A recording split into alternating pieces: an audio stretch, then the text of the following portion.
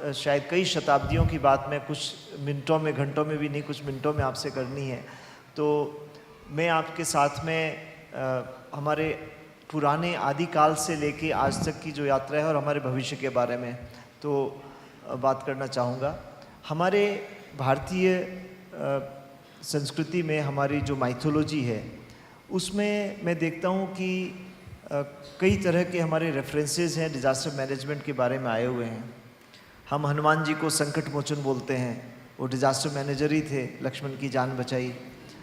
हम शिव जी के समय भी हम देखें तो प्रलय की अवधारणा और प्रलय की और उनके जो दो रूप आनंद तांडव और रुद्र तांडव की बात करते हैं। इसी तरह कृष्ण का गोवर्धन पर्वत को उठा लेना, वो भी कहीं न कहीं मुझे लगता है माइथोलॉजी में ये बात डिस्टॉर्ट कहीं शायद हो गई होगी और वो कहीं न कहीं वहाँ के मथुरा के लोगों को, उनके पशुधन को, सबकी रक्षा करते हुए गोवर्धन के ऊपर लेके गए होंगे। आप जो हमारे माइथोलॉजी में जो ये लर्निंग्स है वो हम कैसे आज के आधुनिक हमारे सोच में हम इंटीग्रेट कर सकते हैं, आपकी विजडम से हम लाभान्वित होना चाहेंगे।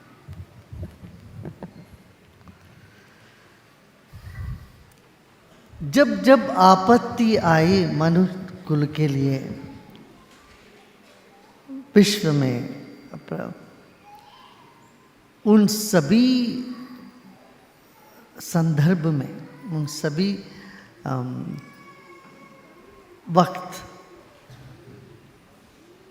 भगवान वहाँ, ईश्वर वहाँ आके, और ईश्वर कैसे आए? मनुष्य रूप से आए। दैवो मनुष्य रूपेण कहते हैं, मनुष्य रूप से आते हैं। अब आप करेंगे डिज़ास्टर मैनेजमेंट का, ये तो है जब भी प्रलय आता है तो ऋषि मुनियों के पास जाते हैं। यहाँ दक्षिण भारत में ये है, जब सागर का इतना बड़ा तूफान उठा, लोग आके प्रार्थना करी, अगस्त्य मुनि ने उसको एक उस पे उठा लिया, कमंडल पे। ऐसे ही जब आदि शंकराचार्य, 12वीं शताब्दी की बात, आदि शंकराचार्य जी नर्मदा तट पर जब उनके गुरु ध्यानस्थ थे, नर्मदा का पानी ऊपर जा रहा था, इन्होंने अपने पानी को थाम लिया ताकि उनकी गुफा में पानी ना आ जाए। तो इस तरह की कहानी हमारे पुराणों में, इतिहास में बहुत देखने को मिलता है। भगवान कृष्ण ने भी कई बार आपने बताया गोवर्धन पर्वत उठाया। अब क्या सिर्फ भगवान अकेले कर सकते थे? मगर सारे ग्वाल भी लग गए उसमें अपने लकड़ी लेके।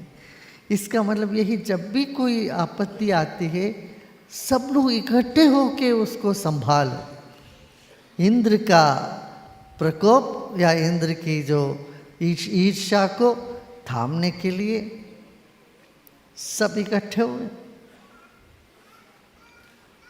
तो ग्वाल भी अपने अपने, तो हम ये ना सोच के बैठे जब डिजास्टर होता है कि भगवान करेंगे। भगवान कहते हैं भाई मैं तो कर ही रहा हूं, मैं तू भी इसमें भाग लो।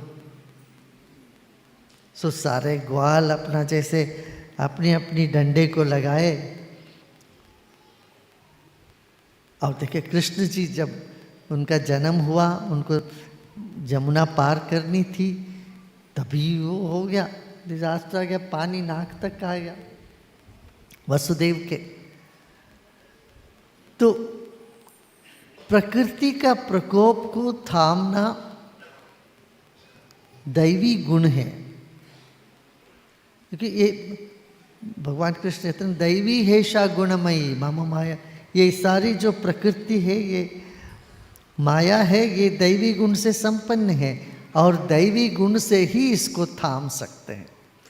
मतलब ये है जब भी कोई डिजास्टर आता है, कोई आपत्ति आती है, अपना स्थिरता न खो बैठे, अपने कॉन्फिडेंस न खो बैठे, अपने आत्मविश्वास न खो बैठे, धैर्य रखिए।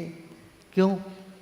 ये प्रकृति हमारी अपनी है, अभी थोड़ा रूठ गई मगर उसको मनाओ। रूठी हुई प्रकृति को मनाना तो खुद ही टूट जाए तो नहीं हो पाएगा। संभालने के लिए आत्मबल चाहिए। वो हमारे इतिहास पुराणों में संदेश देते हैं। उस वक्त दैवी शक्ति है, आपके साथ है, ये मान के चलोगे तो आपके भीतर ऐसी ऊर्जा जागेगी कि आप कोई भी काम आसानी से कर पाते हैं। अब क्या है,